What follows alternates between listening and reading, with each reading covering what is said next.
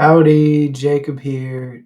Today's company we're going to be looking at is Compass Diversified Holdings, ticker symbol CODI.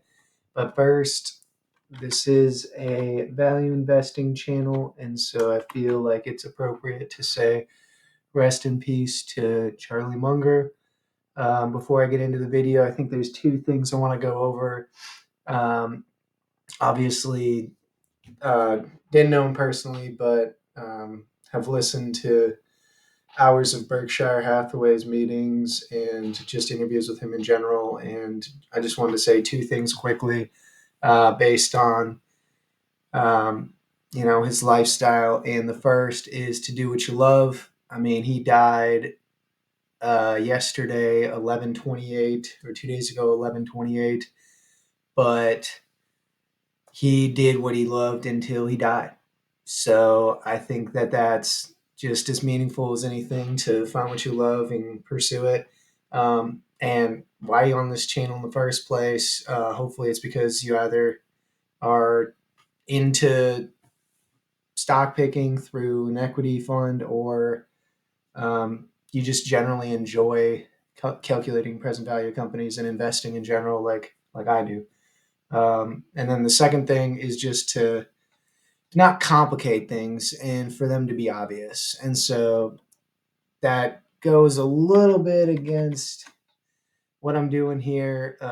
To me, I mean, calculating present value seems like a pretty simplistic thing, and I've simplified it as much as possible. But um, in the screener that we're going through right now is dividend yield. So we're basically looking at companies that are going to give you the excess free cash flow while you're just sitting on your butt doing nothing. And it's most helpful for retired people that just need that extra excess cash that or excess yield that the S&P might only produce 1.5% right now. We're looking at 4% plus. So um, obviously we have meaning to it, but in investing in general, if a deal isn't obvious to you, then don't complicate it. Don't force a way for it to make sense if it doesn't.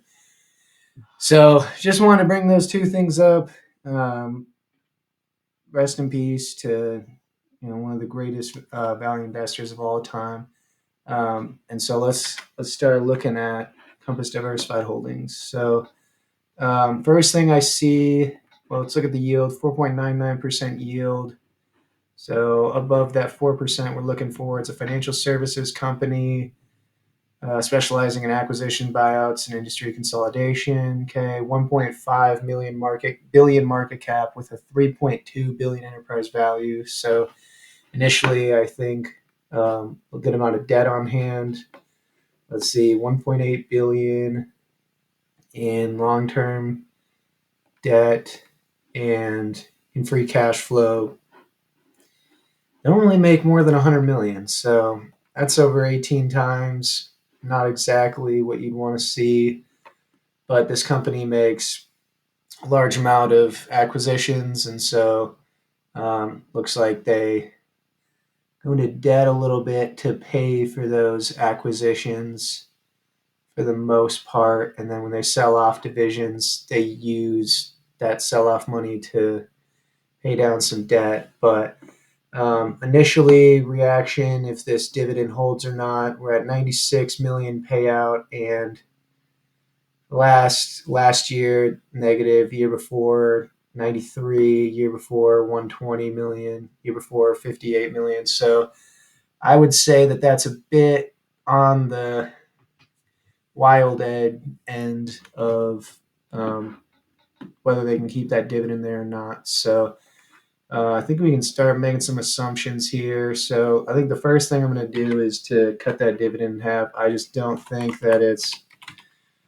I just don't think 96 million with consistently less than 100 million in free cash flow is going to be worth paying for that, and their debt is already expanded to over 18 times free cash flow. So first thing that I would do is cut that in half, and then you're looking at about 50 million, which is still a lot, but it seems like the company wants to just pay a dividend out.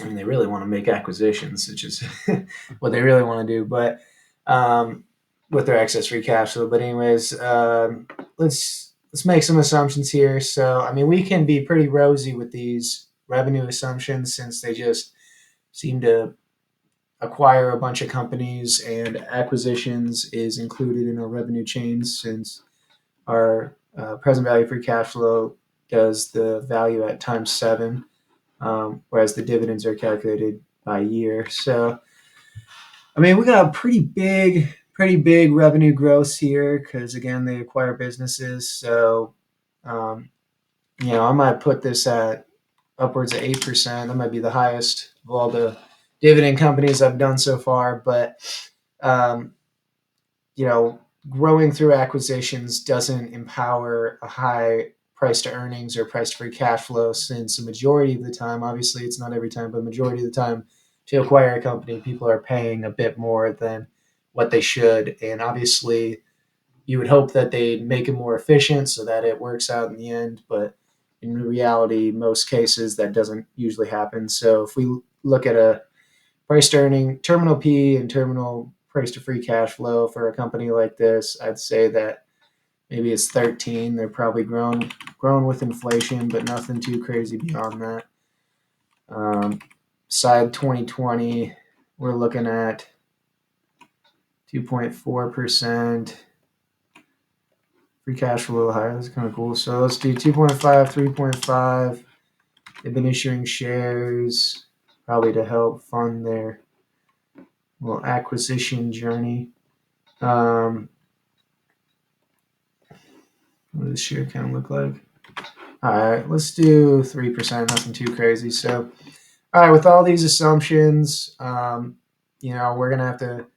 It would make the most sense for them to cut the dividend in half, which would then get us to the roughly 2.5% yield, so not above the 4% we're looking at specifically for this screener. And so that purpose, along with just when you calculate how much you think the company's worth, it would need to drop 58% to get that 15% yield.